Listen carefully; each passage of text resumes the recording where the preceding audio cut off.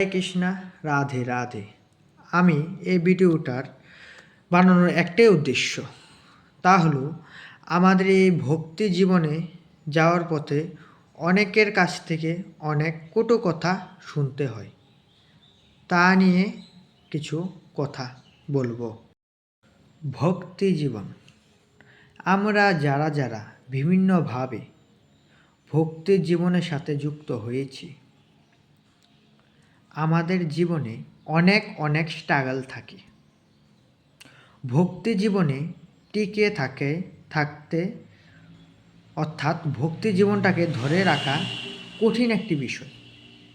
যারা ভক্তি জীবনে আছে তারাই শুধুমাত্র জানবে এই কথা, যে এই ভক্তি জীবনটা ধরে রাখা কতটা কষ্টকর, বা বলতে পারেন কতটা কঠিন একটি পথ। কারণ ভক্ত সবাই হতে পারে, সকলে হতে পারে, কিন্তু এই ভক্তি জীবনটা ধরে রাখা কয়জন পারে? যখন আমরা প্রথম এই ভক্তি জীবনে আসি, আমাদের সকলেই কটু কথার সম্মুখীন হতে হয়। এটার মধ্যে আমিও বাদ যাইনি, আমাকেও পড়তে হয়েছে। কীরকম কটু কথা হতে পারে?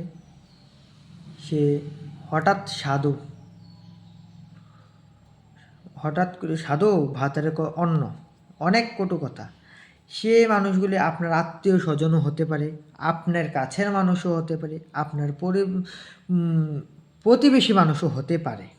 অনেকেই এই কথা বলে থাকে আমাদের, এটার মধ্যে আমিও বাদ যাই না।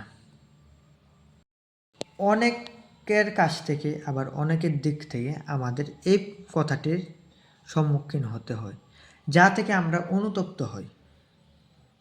এ থেকে আমরা ভক্তি জীবনটার থেকে একটু পিছিয়ে আসার কিন্তু এই ভক্তি জীবনটাকে ধরে রাখা অনেক কঠিন এই জায়গাতেই। তখন যে সময় আমাদের কটু কথার সম্মুখীন হতে হয়, তখন আমাদের একটাই মনে ভাব আনতে হবে, ঈশ্বরের কথা। ঈশ্বর যা চাইবে তাই হবে। মানুষকে মারতে পারবে, কিন্তু ঈশ্বরকে মারতে পারবে না। মানুষ কথার জালে মানুষকেই ভাসাতে পারবে, কিন্তু ঈশ্বরকে ভাসাতে পারবে না। এই কথা মাথায় রেখে আমাদের ভক্তি জীবনটাকে এগিয়ে নিয়ে যেতে হবে। ভক্তির দিক থেকে পিছিয়ে আসা চলবে না। হরে কৃষ্ণা, রাধে রাধে।